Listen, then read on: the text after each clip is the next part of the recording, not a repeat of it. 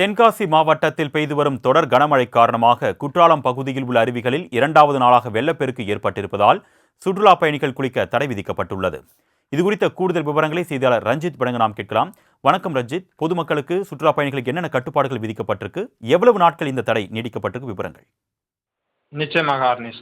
அதாவது தென்காசி மாவட்டத்தின் பல்வேறு பகுதிகளில் நேற்று முதல் தற்போது வரை பெய்து வரும் தொடர் மழையின் காரணமாக மாவட்டத்தில் உள்ள பல்வேறு நீர்நிலைகள் மற்றும் நீர்வீழ்ச்சிகளுக்கு தண்ணீர் வரத்து தொடர்ந்து அதிகரித்து காணப்பட்டு வருகிறது. இந்த நிலையில் தென்காசி மாவட்டத்தில் உள்ள முக்கிய சுற்றுலா தலங்களில் ஒன்றான குற்றாலம் பகுதியில் உள்ள அனைத்து அருவிகளிலும் நேற்றைய தினம் வெள்ளப்பெருக்கு ஏற்பட்ட நிலையில் பாதுகாப்பு முன்னெச்சரிக்கை நடவடிக்கையாக நேற்று சுற்றுலா பயணிகள் குளிக்க தடையானது விதிக்கப்பட்டிருந்தன. இந்த நிலையில் இன்றும் இரண்டாவது நாளாக சுற்றுலா பயணிகள் குளிக்க குற்றாலம் பகுதியில் உள்ள அனைத்து அருவிகளிலும் தற்போது தடையானது விதிக்கப்பட்டுள்ளது. குறிப்பாக குற்றாலம் பகுதியில் உள்ள குற்றாலம் மெயின் அருவி, ஐந்தருவி, பழைய குற்றால அருவி உள்ளிட்ட அருவிகளில் தற்போது சுற்றுலா பயணிகள் குளிக்க இரண்டாவது நாளாக தடை விதிக்கப்பட்டுள்ள நிலையில் அருவிகளில் தண்ணீர் வரத்து சற்று அதிகமாக காணப்பட்டு வருவதன் காரணமாக பாதுகாப்பு முன்னெச்சரிக்கை நடவடிக்கையாக இந்த தடையானது விதிக்கப்பட்டுள்ளதாகவும், மழை குறைந்து தண்ணீர் வரத்து அருவிகளில் குறையும் பட்சத்தில் வழக்கம் போல் சுற்றுலா பயணிகள் குளிக்க அனுமதி வழங்கப்படும் எனவும் போலீசார் தரப்பில் தெரிவிக்கப்பட்டுள்ளது குறிப்பிடத்தக்கது.